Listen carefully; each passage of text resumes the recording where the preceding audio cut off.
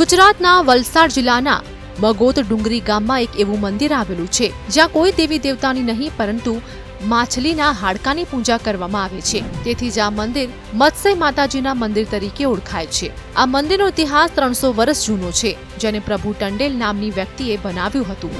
એવું કહેવાય છે કે આજથી વર્ષો પહેલા પ્રભુ ટંડેલને સ્વપ્ન આવ્યું કે દેવીના રૂપમાં એક વિશાળ વ્હેલ માછલી દરિયા કિનારે આવે છે, પરંતુ જ્યારે તેઓ દરિયા કિનારે પહોંચે છે ત્યારે તેનું મૃત્યુ થઈ જાય છે।